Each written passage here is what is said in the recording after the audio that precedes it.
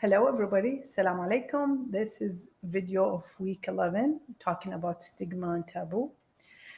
Let me tell you, Iraq and most of the Middle East are tribal communities and they hold traditions so hard and they cannot get let go. And traditions and tribal community is way stronger than anything, stronger than religion, stronger than science, and nowadays in Iraq and chaos is stronger than the government even. So it's very hard to break out of those ties to the culture and to the stories and old myth. When we have many stigmas and taboos. Almost in every aspect of life, there is a myth or stigma or taboo about something, and people still attach to it and still practice it. One of the really hard one of the stigmas or taboo that affect me is mental illness. Mental illness, as I mentioned in the article in this class, uh, it's a big taboo. No one believe in it for so many reasons. If you think you're mentally ill or you need help, they think you're crazy and you'll be labeled as crazy. The men cannot be mentally ill because that's signs of weakness, and they have to be tough.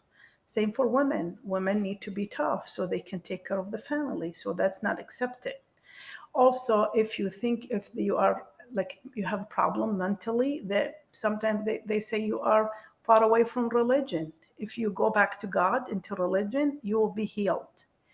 Also, it's what is it? What else? It's part of the ego. It's too much. You cannot go. You cannot say this. It's your ego is higher, and you cannot admit that you need help.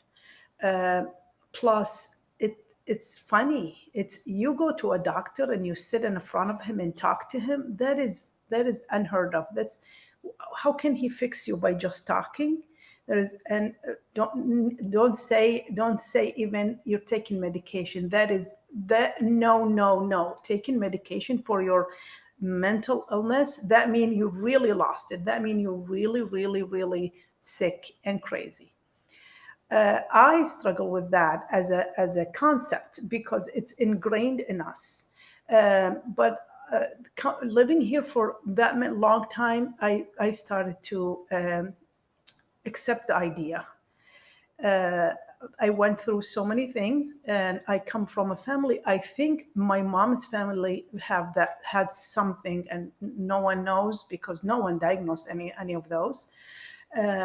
And also, when I had my second girl, I went to a postpartum depression, and I really needed help.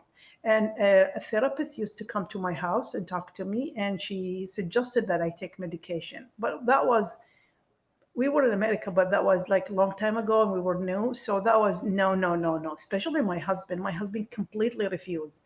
You're not taking medication. You're nothing wrong with you. And I really wanted it, but I was also on the fence because I brought with an idea of no, you're not taking medication for your mental illness because that's not something we do.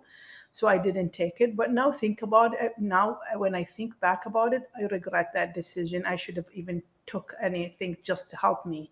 I I like I tried to commit suicide. And also now my oldest, she is type A personality, so she is severe anxiety and OCD. And I fought. I mean, I'm embarrassed to say that, but that's the fact. I fought tooth and nail not to give her any help until last year. I mean, she has to. I mean, the girl is just too much. I mean, she used to go to therapists, but to go to psychiatrists and take medication, that was something I could not deal with it. I cried and cried for days. But then now I'm fine with it, and I tell everybody this story because I think that's the right thing to do for her. And that's why I chose this subject, because it's really affect me, my family, and I hope one day I see Iraq and the Arab world accept that fact that mental illness is a real disease and people need it. Thank you and see you soon.